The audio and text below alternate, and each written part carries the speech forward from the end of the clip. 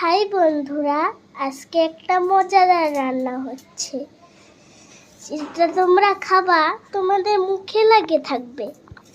আগে শাকগুলো ধুয়ে বেছে কেটে নিতে হবে।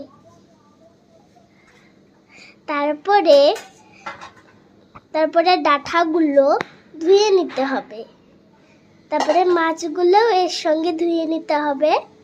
তারপরে রসুনগুলো কেটে দিতে হবে।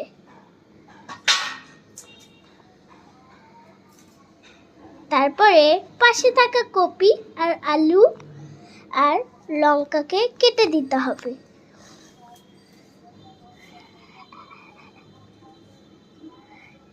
তারপরে নুন, হলুদ সব মিক্স করে রান্না করবেন, ভালো লাগবে। টাটা। হ্যালো বন্ধুরা, আগে তোমরা রসুনটা থেঁতা করে নিয়ে তেলের মধ্যে দিয়ে দিবে পুরোটা। তারপরে একটু ভাজতে হবে।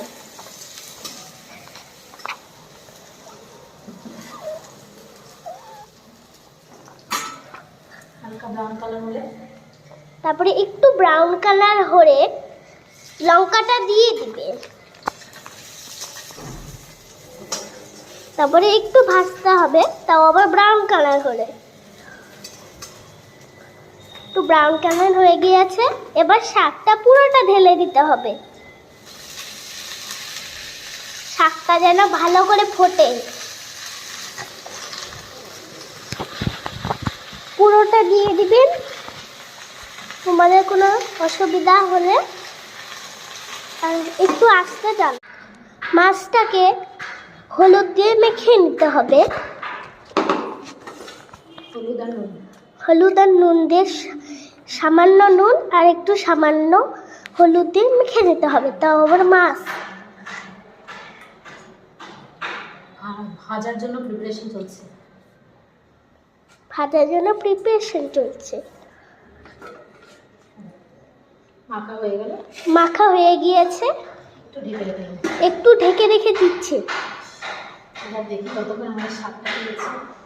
শাকটা হওয়ার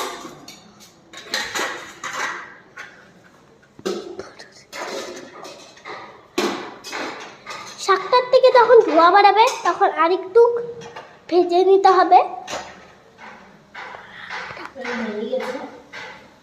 হয়ে গিয়েছে।